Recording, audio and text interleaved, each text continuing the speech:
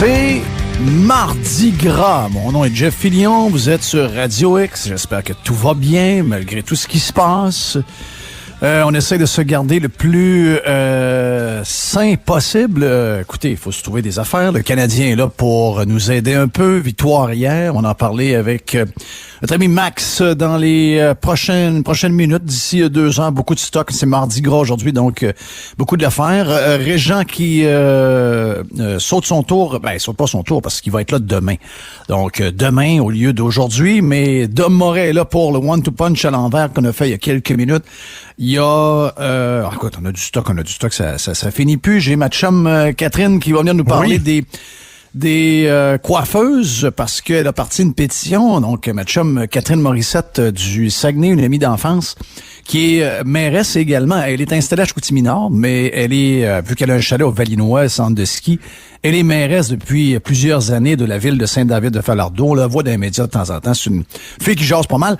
Donc, c'est une bonne chum à moi et j'ai vu qu'elle a parti une pétition pour faire ouvrir les salons de coiffure. Donc, on va aller voir avec elle. Et c'est pan-québécois. On connaît beaucoup de gens qui ont des salons. Vous savez que je suis l'influenceur du grand salon à Cap-Rouge, donc à côté du GA des Sources. Donc, je veux saluer Erika. J'ai Nathalie qui est une amie à nous autres qui a un salon de coiffure également. Donc, plein de gens qu'on connaît qui sont pognés avec cette histoire-là. Et des gens surtout qui ont besoin de se faire leur teinture et qui ont hâte que ça reprenne. Donc, avec tous les chiffres que nous avons, on vous rappelle que c'est encore en baisse. On est à 1300 quelque chose, qui nous montre que les Québécois ont été extrêmement disciplinés dans le temps des fêtes, que les touristes tatans n'ont rien eu à voir sur les stats de COVID et que ça se continue de la même manière que c'est depuis le début.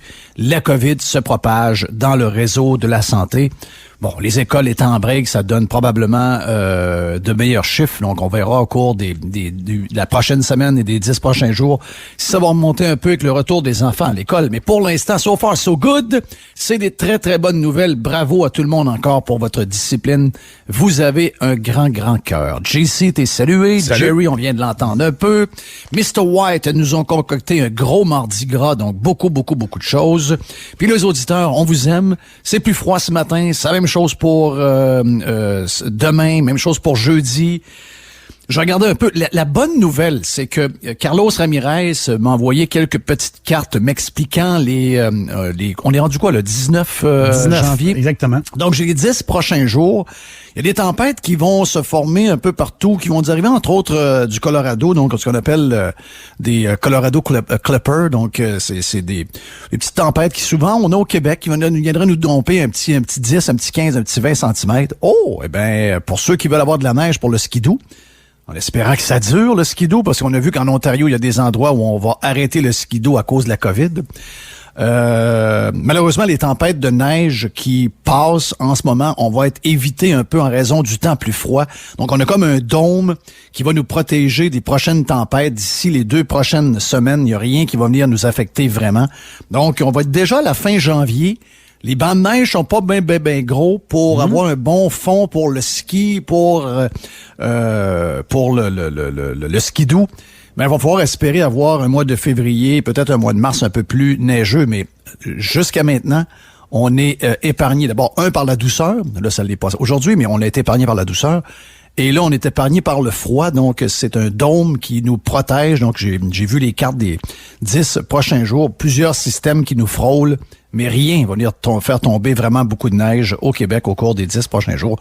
C'est une petite nouvelle météo. Merci à Carlos Ramirez, qui est le météorologue le plus juste. C'est pas un météorologue de formation, c'est un tripeux de science. Et jusqu'à maintenant, il est souvent, en tout cas, en fait, quasiment 2 fois sur 3, ses prévisions sont meilleures que celles de Météo Média. Donc, je l'ai officialisé comme étant notre météorologue du show du midi, ici même à Radio X. Les amis, je comprends que Jerry est une blonde, JC t'as une blonde aussi, il y a Mr. White qui est un gars célibataire, on a sans doute des auditeurs qui sont célibataires également, peuvent pas ben se servir de Tinder et toutes ces applications-là pendant la COVID, donc on comprend que... Très difficile pour les célibataires. Vous êtes pas si actifs que ça. Pas une grosse période, là. Petit clin d'œil. Ouais, mais vous savez que le conseil de ville d'Ottawa vous donne le conseil suivant. Là. Donc, le conseil de... C'est un bon lien web pour avoir un peu de vitesse, donc 20 gigabits seconde et plus pour avoir une bonne qualité sur Pornhub ou YouPorn. Et on vous demande, au nom de la COVID, de vous masturber. Ce serait le meilleur moyen en ce moment pour aider tout le monde, parce qu'ils ont peur que les gens célibataires prennent les applications des applications de célibataires et des applications pour s'amuser un peu, là, on va se le dire, c'est bien plus ça que pour fonder une famille. Là. Dans ce cas-ci, là, c'est un besoin primaire. Donc, ils savent que les gens se promènent un peu, puis ils ont besoin de voir du monde, même s'ils connaissent pas, ils ont besoin d'avoir un peu de plaisir. Donc là, ils leur rappellent qu'il y a rien de mieux que pour un gars, un bon pompage, ou pour une fille, un bon vibrateur. Ça semble plus safe pour protéger notre société contre le coronavirus. On est rendu là, les amis. Ah oui. Regarde, la tapoche à la cote, hein? Oui. C'est même spécial un peu. Hein? C'est incroyable. C'est incroyable. C'est incroyable. Il y a tout un document, là. C'est un site, lesexintelligent.ca. Pour vrai? Oui. C'est, allez voir ça. C'est la santé publique d'Ottawa qui a mis ça sur pied. C'est incroyable. Payé avec l'argent du monde. Ça, c'est... Les relations sexuelles sont-elles sécuritaires pendant la pandémie? Oui. Toutes des bonnes questions. Ouais. Tu sais qu'on aurait retrouvé des traces de COVID dans le sperme, Jeff, quand même. Pour vrai? Mm-hmm. Donc, dans la relation, peut-être s'abstenir, gardez-les dans un caoutchouc, tiens, tenez-le là, puis une fois qu'il est sorti, faites un genre de nœud là, bien serré pour être certain que la COVID reste dans le rubber. Donc, il y a peut-être une étape que vous devez... anyway, les filles n'aiment pas ça tant que ça, ils font semblant. Ils font ça pour nous faire plaisir. On s'en va des affaires. Hein. On s'en va des affaires. On va pas là? Non, on s'en va pas là. Hey, j'ai une question. On est rendu à combien de morts depuis le début de la COVID au Canada? Au Canada, écoute, au Québec, c'est 8 000 au Canada. Oui. Au Québec, on a dépassé 8 000. On a encore une cinquantaine aujourd'hui, toujours à peu près dans la même catégorie de gens excessivement faibles. Je pense qu'au Canada, tiens, je vais faire ça de live pendant que je vous parle. Canada COVID. J'ai 18 200. 18 200. Donc on en a la moitié. Quasiment. Ouais. Mais on s'entend qu'on s'en va vers le 12 mois. C'est l'anniversaire. Ça va être la fête du COVID. La fête du COVID s'en vient, en tout cas. On sait que ça a commencé probablement au début novembre en Chine. Léopold, c'est un personnage. Léopold invente tout ce qu'il raconte. Il est spectaculaire. Ben non, Léopold, ce qu'il dit, c'est rien pour nous faire rire. Il y a rien qu'il dit qui pense vraiment. Ça se peut pas. Tu peux pas penser ça. Là. Tu peux pas commencer à truster les Chinois, là. Tu sais, je connais un peu le passé de Léopold puis toutes ces affaires-là. Puis je sais que les gars sont flayés un peu puis ils ont dû avoir des grosses années de, je sais pas, peut-être des années de consommation. Mais c'est pas vrai que Léopold, le gars quand même assez, je le respecte, Léopold. Je l'aime bien. J'aime ça des fois débattre avec lui quand DH m'invite. Mais là, c'est pas vrai. Le vaccin chinois utilisé en Iran et dans un autre pays très, très louche. Tu sais, mais à un moment donné. Ou la deuxième. L'entente en Chine, ils ont contrôlé l'éclosion. Oui. D'abord, on sait pas comment ils l'ont contrôlé. Il y en a plus. Le 1er janvier, les autres, c'est le party, mon gars. Là. C'est 100 000 personnes à Wuhan, carrément. Je vais juste vous montrer comment les Chinois marchent. Tu sais, j'ai un chum qui est ingénieur, qui travaille dans le nord du Québec depuis toujours. C'est un vieux chum à moi. On a joué au hockey toute notre vie ensemble. Puis, à un moment donné, il vient à Québec, on joue au golf un peu, puis il est sur le développement des tracts de chemin de fer pour les minières pis ces affaires-là. Et à un moment donné, il y a des Chinois qui arrivent pour acheter des endroits, des sites pour des mines. Puis là, ils arrivent à une place, puis le train arrête. Puis là, les Chinois, ils demandent à l'interprète pourquoi le train arrête. Ben, il dit, c'est parce que là, on a des manifestants amérindiens ou inuits à telle place, là, puis il faut aller jaser avec eux autres, c'est pour qu'ils nous laissent passer. Là, deuxième fois que ça arrive, 1h30 plus tard, là, pourquoi le train arrête? Ben, il dit, c'est parce que là, on a des amis, on a des Inuits qui, là, nous autres, ils revendiquent telle affaire. Ben, OK, dis-moi, il dit, nous autres, là, si on achète la mine, il faut que ça sorte, là. Il dit, moi, mon train pourra pas arrêter à chaque heure et demie à aller jaser, là. Il dit, par chez nous, le train arrête pas, là. Non, tasse-toi. Puis, tu sais, on dit pas que c'est correct, là. Je dis pas que c'est correct. Je dis juste que c'est une culture qui est complètement différente de la nôtre. Le respect de la vie humaine, puis tu sais, regarde, tu donnes un exemple, il y en a des milliers.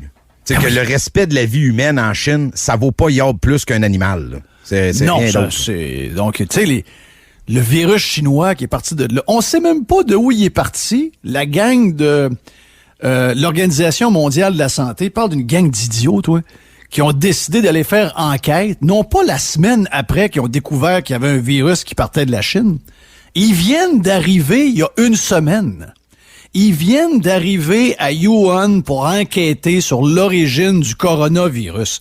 On s'entend-tu que les Chinois ont nettoyé à sous au complet, là? Oui. On s'entend-tu qu'on n'aura jamais la vraie histoire de cette patente-là? Mais il n'y avait pas le droit d'y aller avant, sûrement. Là. Ça va être ça, là, la raison. Tu sais, ça l'a parti où? Est-ce que c'est vraiment le... Comment est-ce qu'on appelle ça? Là, le pangolin? Le wet market. Oui. Le wet market, qui est une histoire un peu à l'autre... Pour faire plaisir à beaucoup de monde un peu gaga, là. Moi, l'histoire du wet market depuis le jour 1, là. Oui, mais c'est possible, mais on le saura jamais. C'est ça, avec les Chinois, on le sait jamais. Il y a une chose qu'on peut peut-être finir par savoir. Faut pas interroger nos médias, qui eux autres sont... On les connaît, nos médias, là, eux autres. Eux autres, quand ils décident d'affaires, eux autres, c'est réglé, puis c'est leur décision, puis nous autres, on le sait, puis c'est de même, c'est de même. Ailleurs dans le monde, il y a des gens qui font des jobs différemment de ce qu'on fait ici.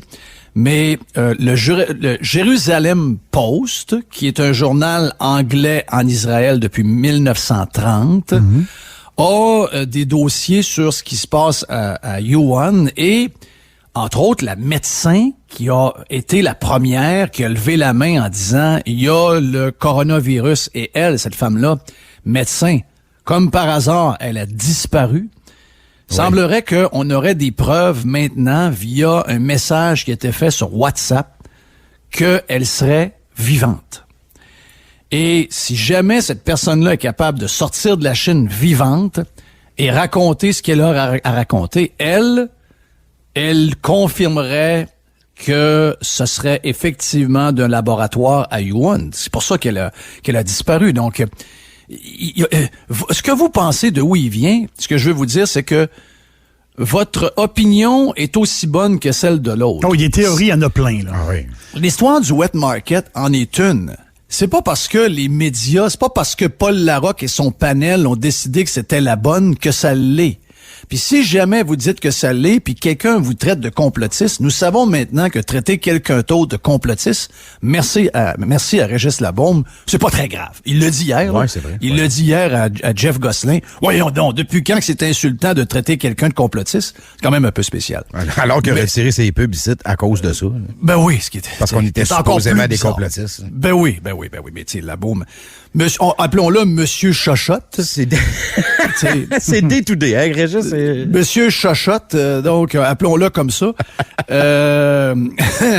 Mais donc, la théorie de un vaut la théorie de l'autre. On le sait pas. Et vous savez-vous quoi? Avec les Chinois, même si Léopold les adore, j'ai pas l'impression qu'on aura la vérité avec les Chinois.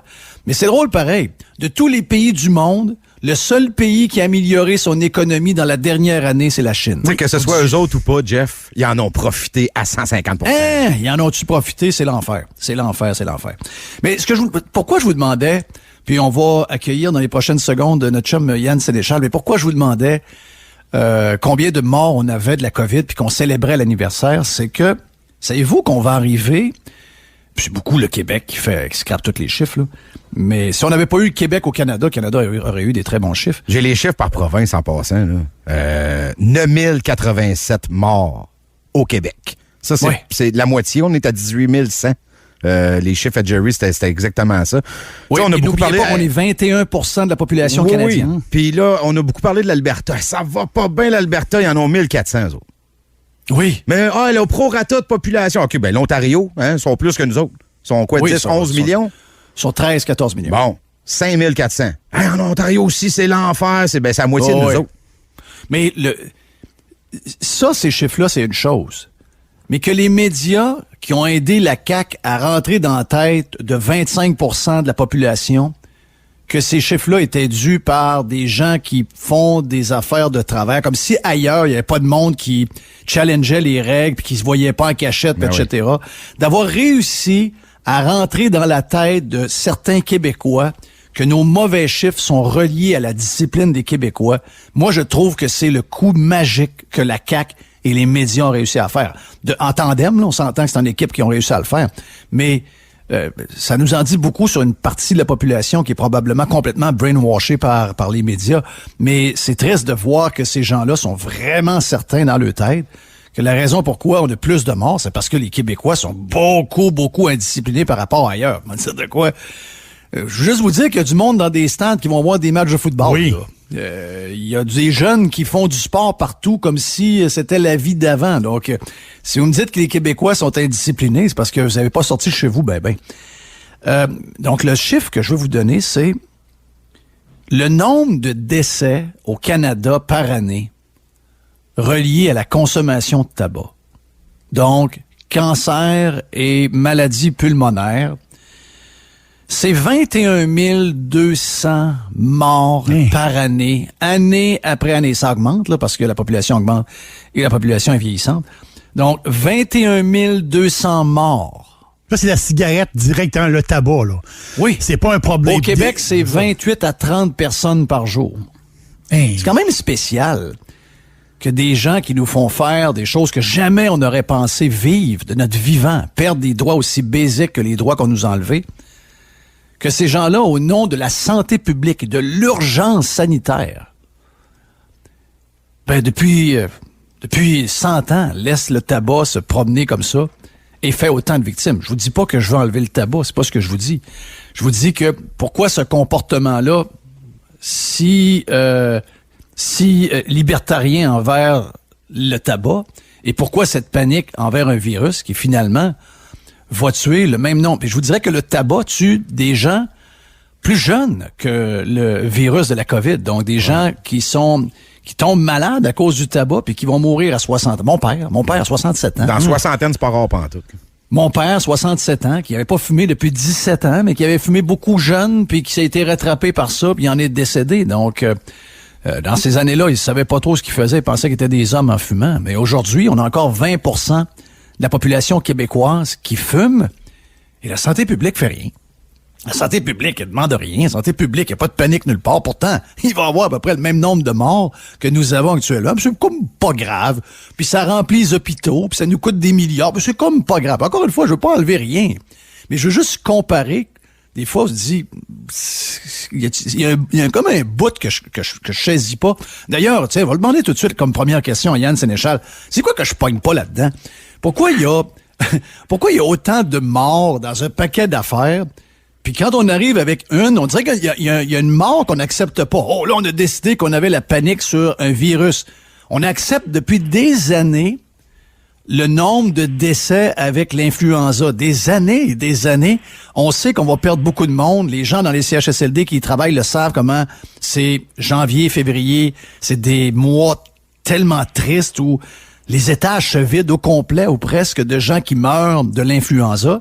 Puis on a fonctionné avec ça comme si rien n'était. On demande pas aux gens de laver leurs mains, on demande pas aux gens de mettre un masque, on demande pas aux gens de faire attention à leur rencontre dans le temps de Noël pour pas donner la grippe ultimement à quelqu'un qui travaille dans le système de santé, puis ça va se ramasser dans le CHSLD et ça va tuer une personne âgée. Donc, c'est quoi cette cette nouvelle panique sur la mort, alors que ça existe pour un paquet de raisons? Si on est si paniqué pour elle, pourquoi on ne panique pas de la même manière pour les autres? La réalité, Jeff, c'est qu'il n'y a absolument rien de nouveau dans ce comportement-là, puis la raison est fort simple. C'est l'amplification médiatique des nouvelles qui amène ça. Il y a un vieux phénomène qu'on a toujours remarqué. Tu prends l'avion à l'occasion, tu te rends compte des mesures de sécurité incroyables qui sont mises en place par les gouvernements, sont déployées. Quand on regarde toutes ces mesures de sécurité-là, en termes de décès annuels qu'on avait dans les avions, par exemple, avant, ce que ça coûte mettre en place ces mesures-là, on investit énormément d'argent, alors qu'en réalité, l'avion est beaucoup plus sécuritaire qu'une automobile. Le problème, c'est que l'avion, par exemple, quand elle s'écrase, c'est tellement spectaculaire, ça fait les nouvelles pendant 3 semaines de temps. Ça fait en sorte que les gens craignent éventuellement vraiment de prendre l'avion pour de vrai, alors que c'est vraiment, mais vraiment plus sécuritaire qu'une automobile. Fait on se trouve à investir des dollars comme c'est pas possible en termes de sécurité en aviation, alors que si on mettait les mêmes dollars probablement en sécurité automobile, on obtiendrait des résultats beaucoup plus facilement.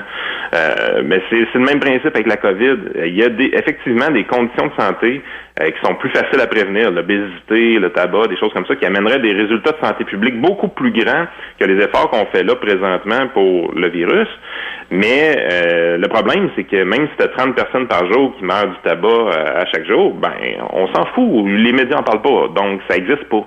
Puis c'est juste ça la game. Les décès COVID, parce qu'il y a un tag COVID, parce qu'il y a un compteur à chaque jour qui est observé par tout le monde, qui est commenté par tout le monde, puis plusieurs heures par jour sur chaque média, ben ça nous amène à prendre des mesures qui sont carrément disproportionnées par rapport au danger qui est réel, mais qui est beaucoup plus petit que ce qu'on nous dit à la télé, là.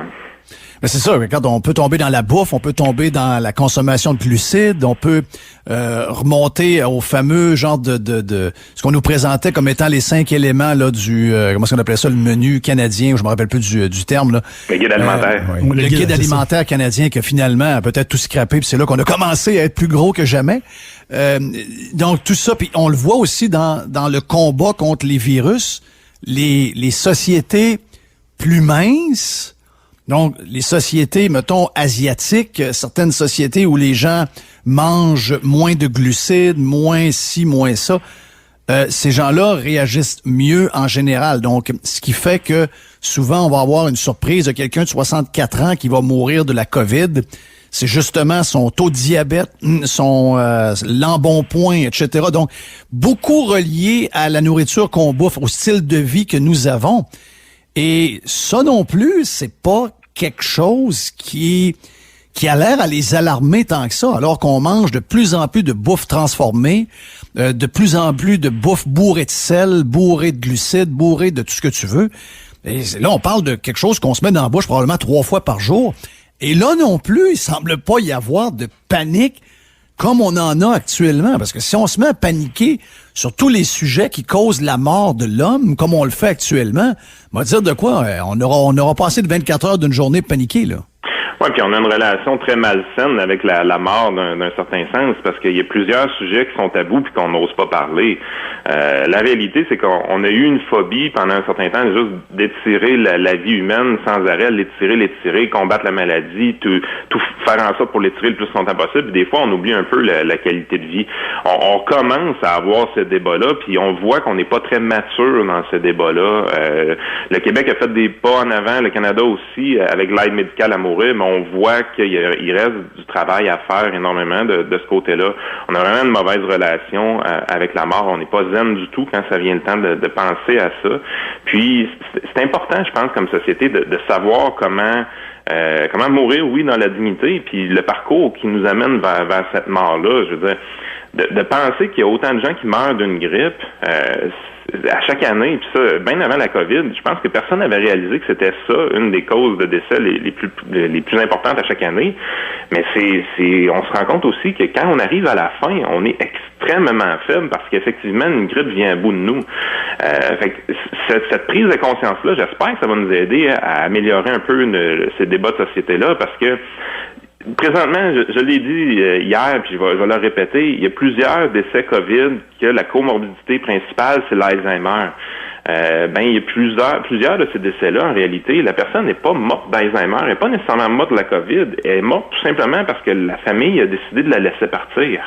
À un moment donné, tu sais, il faut arrêter de mettre des tags qui sont spectaculaires puis qui va avoir un compteur là-dessus à chaque jour à la télé, quand éventuellement c'est juste une personne qu'on a décidé de laisser partir parce qu'elle était maganée puis elle avait pas de qualité de vie, puis pour la famille c'était pas le fun.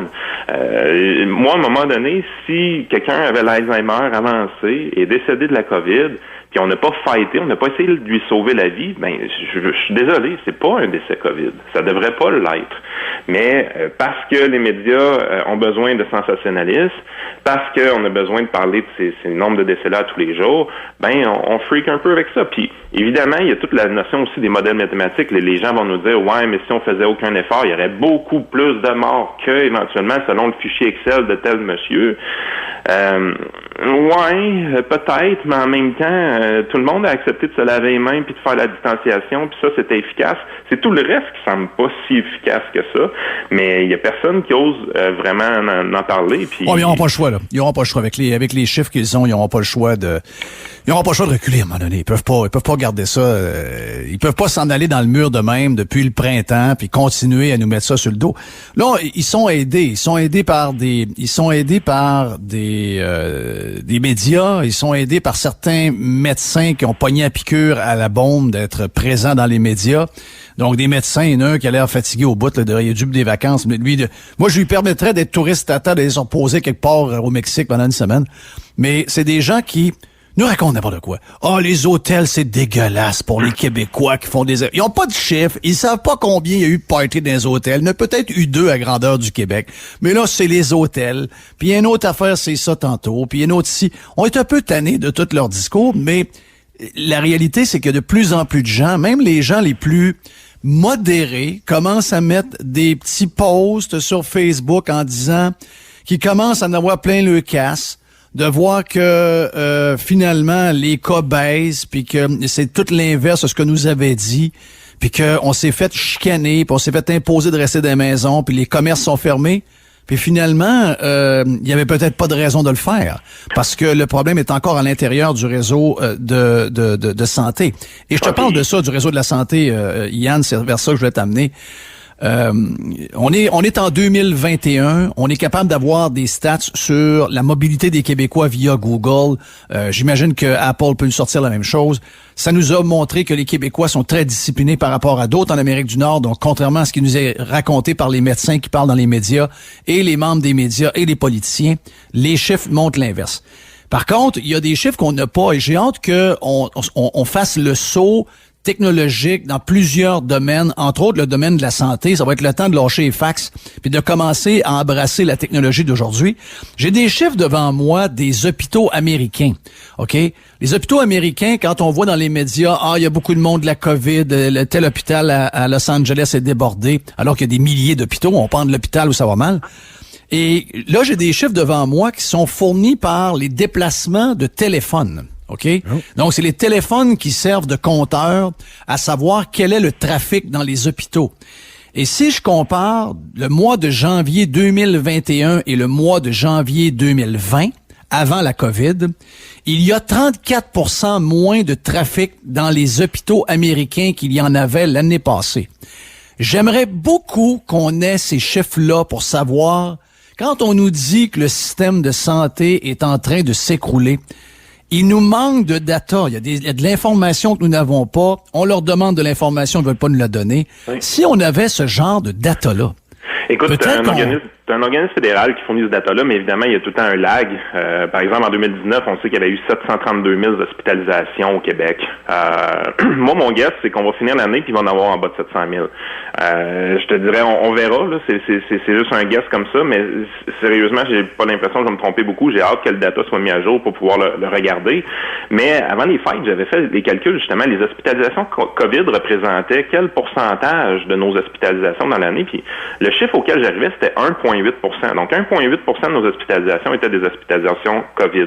Là, les médecins vont vous répondre, sur les médecins qui parlent là, dans les médias, qui nous tapent sur la tête sans arrêt, vont nous dire « Ouais, mais les hospitalisations COVID sont 2 fois plus longues éventuellement. » C'est vrai, parfait. Honnêtement, ils mentent pas quand ils disent ça. Les hospitalisations COVID durent en moyenne 14 à 16 jours, évidemment, alors qu'une hospitalisation normale, c'est en moyenne 7 jours. Mais à ce moment-là, on est dans une position que, OK, mettons qu'on compte les jours d'hospitalisation au lieu d'être le nombre d'hospitalisations, au lieu d'être à 1,8%, on va être à 5% maximum. C'est ça. Ben oui, monte-la à 5, pas grave. Mais exactement, ça revient au même. Je veux dire, moi, si tu me dis 5% des hospitalisations ont tout fucké la patente, ça veut-tu dire qu'on n'a plus de marge de manœuvre à ce point-là? Je pense que la game n'est pas là. Il y a vraiment un narratif qui est construit dans les médias, puis après ça, on vient amplifier la patente. Je veux dire, j'ai pas l'impression que le système de santé est vraiment aussi pire que l'année d'avant. Puis par rapport à ce système de santé-là, moi, le chiffre qui est sorti cette semaine qui m'a fait le plus freaker dans toute cette histoire-là, c'est que une hospitalisation sur 7, l'infection s'est produite à l'hôpital. C'est pas normal, ça, là. Excusez-moi, mais c'est pas normal. Il y a des protocoles. On a mélangé les cas de COVID à l'intérieur des hôpitaux où on faisait d'autres choses. Ça n'a pas de sens. C'est-à-dire, on aurait dû, ça je l'ai dit, Jeff, il donne pas de solutions. On en donne plein de solutions, mais personne ne veut les entendre. On aurait dû, si on n'avait pas eu le temps ce printemps, on aurait dû cet été désigner des hôpitaux COVID ou des endroits COVID, dire la COVID, tous les cas à Montréal, c'est là. La on première semaine, ça aurait dû être fait étape 1. Mais je pense que oui, Pour ne pas mélanger un et l'autre. Là, donc là, tu as des gens qui rentrent pour une chose, ils sont infectés par la COVID, dépendamment de leur état, de leur âge, savoir s'ils sont faibles ou pas. S'ils sont faibles, ils ont des chances même d'en mourir. Et c'est arrivé, là. Donc, de voir qu'après 10 mois, on n'a pas été capable de s'ajuster de cette manière-là. Oui, il y a certains protocoles. Je pense que l'hôpital Laval, quand même, isole beaucoup le personnel puis tout ça. Donc, entre les gens qui sont pour les poumons, le cœur, etc., puis les cas COVID ont réussi d'une certaine manière à se faire un bouclier, mais on joue quand même avec le feu. Il y a quand même des brancardiers souvent qui vont se promener d'un étage à l'autre. Il va arriver. Donc d'ailleurs, ce genre de problème-là est arrivé à Lévis, à l'hôpital, où ce sont les 4 brancardiers qui ont répandu la COVID à tout le monde parce qu'ils faisaient le job puis ils suivaient ce qu'il y avait à faire, pas de leur faute. Ils faisaient ce qu'on leur demandait de faire. Donc c'était par négligence, non pas des employés, mais par la gestion de l'hôpital qu'on a mis l'hôpital de Lévis dans le trouble. Écoute, je vais te conter une histoire qui m'a été racontée par une directrice de CHSLD dans le coin de la Montérégie, puis je l'ai trouvée vraiment intéressante parce que ça montre un peu tous les problèmes de gestion. C'est vraiment la régie interne nos plus gros problèmes parce que elle dit évidemment quand tu as un nouveau patient qui rentre dans un CHSLD, techniquement on devrait l'isoler immédiatement parce que c'est un risque potentiel qu'il vienne contaminer les autres. Le problème c'est que si tu l'isoles complètement, ben c'est des gens qui ont besoin de soins. Fait que tu devrais aussi prendre une de tes ressources puis l'assigner à cette personne-là pour une durée de 14 jours. Mais le problème qu'ils ont, c'est que la journée que tu veux faire ça, évidemment, tout le monde comprend que c'est la job de rêve de faire ça, de s'occuper de une personne pendant 14 jours. Fait que ça va marcher par ancienneté, il va y avoir des griefs, une ne sera pas contente, ainsi de suite. Fait que finalement, il se trouve à pas le faire. Puis la personne qui va s'occuper de cette personne-là, ben c'est la même qui s'occupe de 30 autres. Puis s'il y en a une qui rentre avec la COVID-là, ben on vient d'infecter tout le monde. C'est des affaires qui pourraient être simples, puis la raison pourquoi c'est pas fait, c'est qu'il y a des griefs syndicales, il y a de l'ancienneté, il y a de la gestion, puis finalement, on vient qu'à abandonner un peu des bonnes idées. Mais c'est des choses qui devraient être faites. Je veux dire, présentement, on nous dit que dans les CHSLD, on demande beaucoup moins de personnel. On aurait les ressources pour faire des techniques comme ça, mais on les fait pas parce que les syndicats sont très, très, très rigides. Puis quand la même personne dans Montérégie me disait, quand on essaie de mettre un peu plus de pression, par exemple, pour la vaccination, si, mettons, ton CHSLD est à 30 ou 40 on dirait qu'il faudrait faire monter le taux, tout de suite, le syndicat débarque, puis non, nous autres, c'est la liberté de choix, puis tasse-toi de là, puis t'as pas d'affaire à mettre de la pression pour la vaccination, ou des choses comme ça. Fait que, tu sais, t'es vraiment dans un monde où est-ce que les syndicats, présentement, ils travaillent pas pour la santé publique dans cette histoire-là, là. Ouais, mais si t'as des décrets pour enfermer le monde chez eux, tu peux avoir un décret pour dire, Non, ça c'est pas pareil. Ah, ils vont mettre la merde avec ça. Non, mais tu vas dire, ça peut être temporaire. Tu dis, écoute, le livre, là, on va le mettre de côté pour un bout de temps, puis après ça, on va... Jerry Syndicat va noter ça, ils vont nous revenir avec sa prochaine. Oui, ça va durer 10 ans. Arrêtez. Il y a mon temps pour le faire. Syndicat, c'était peur. Yann. Merci Yann, t'es super gentil de donner ton temps. Votre conseiller.net, si vous avez besoin de lui, Yann, c'est une machine. T'es salué, mon ami. Et on fait une petite pause vite. Beaucoup de choses aujourd'hui, c'est Mardi Gras à Radio X. Jeff Fillion. Radio X.